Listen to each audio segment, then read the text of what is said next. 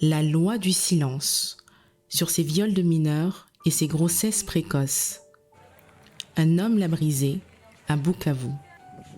L'homme qui a fondé l'hôpital de Panzi où nous retournons pour le rencontrer. Depuis plus de 20 ans, il mène bataille pour les droits des jeunes filles victimes de violences sexuelles. Leur droit à la justice, à la protection, à la santé, à la réparation.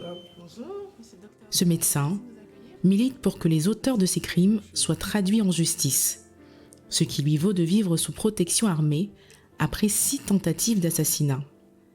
Cet hôpital, il l'a fondé en 1999 et depuis, le docteur Mukwege et son équipe a aidé à soigner plus de 70 000 survivantes de violences sexuelles. En 2018, son combat contre le viol lui vaut de recevoir le prix Nobel de la paix. On l'a surnommé l'homme qui répare les femmes. J'ai eu le privilège de le rencontrer. Alors docteur, pourquoi avoir créé cette approche spécifique sur la grossesse et l'accouchement à Panzi? En effet, je crois que à Panzi, nous avons une expérience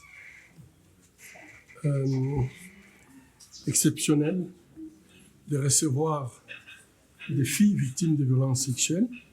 Et parmi ces filles, il y a des enfants.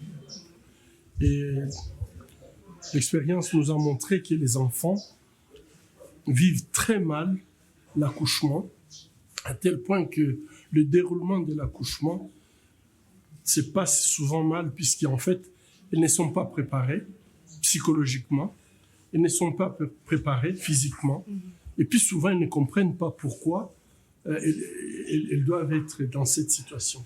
Elles sont encore des enfants. Elles sont des enfants. Et je pense que demander à un enfant tous ces mécanismes qui permettent à ce que l'accouchement puisse se passer normalement n'est pas encore en place. Et nous avions également observé que les complications qu'on avait pour les femmes qui venaient accoucher, surtout pour les enfants, elles avaient des complications que les adultes n'ont pas. Et donc depuis, nous avons créé un service qui est tenu par Maria Olmes, qui a consisté à mettre des protocoles en place, des protocoles qui permettent de préparer les enfants à cet événement de l'accouchement.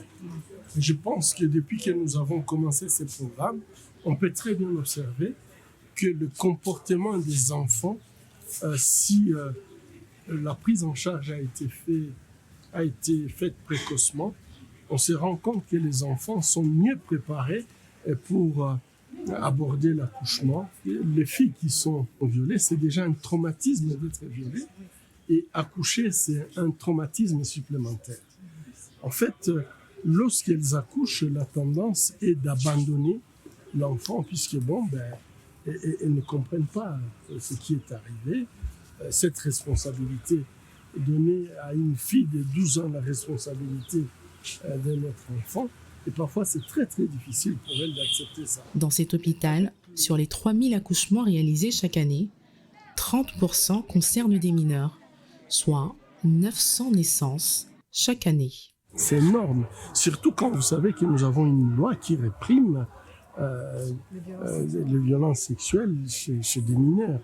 Mais malheureusement, en fait, c'est comme si cette loi ne s'applique même pas, puisque 30%, je dirais qu'il n'y a presque pas de procès par rapport à ça.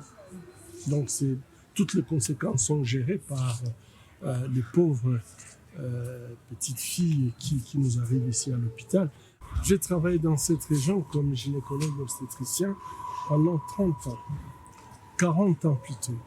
Et je pense que ces phénomènes, on voit le nombre des mineurs qui accouchent, chaque année ça augmente. Et quand on voit le nombre des mineurs qui accouchent, on voit très bien que c'est lié en fait aux enfants. Leur mère était victime de viol et qu'elles n'ont pas su gérer les enfants issus du viol. Et pour les filles qui se retrouvent dans la rue, eh bien, elles deviennent de proie facile. Je peux dire un cas triste, c'est une fille qui a déjà eu trois grossesses entre 12 et 18 ans.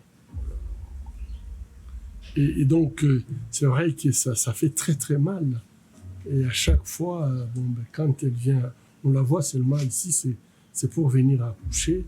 Et 3 jours après l'accouchement, elle disparaît. Et nous ne sommes pas la police, nous n'avons aucune autorité pour la forcer à ne pas continuer à jouer avec sa vie et la vie de ses enfants, parce que ces enfants ont besoin d'une vie affective qui, du coup, il manque, mais elle ne prend aucune responsabilité.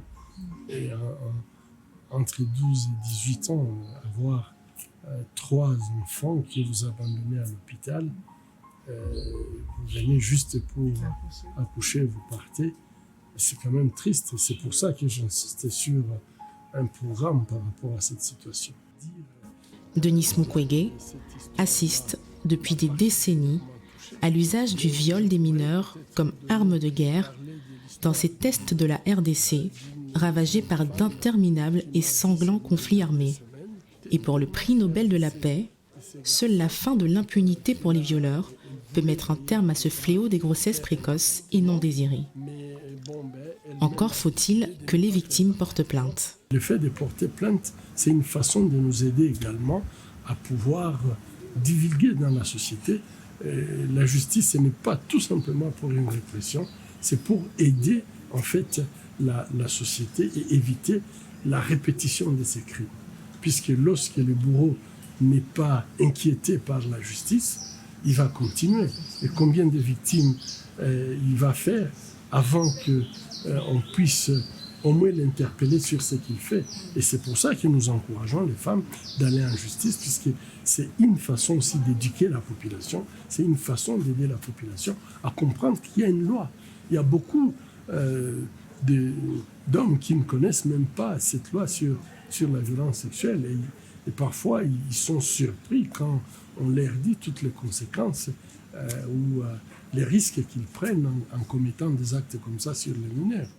Porter plainte, poursuivre les auteurs, entamer une procédure judiciaire pour obtenir sanctions et réparation. C'est le chemin que la fondation du Dr Mukwege propose aux familles des mineurs victimes d'agressions sexuelles ou de viols ayant provoqué des grossesses. L'établissement a mis en place des cliniques juridiques où ces jeunes mamans ou futures mamans peuvent recevoir des conseils d'avocats ou de l'aide pour élaborer leurs plaintes.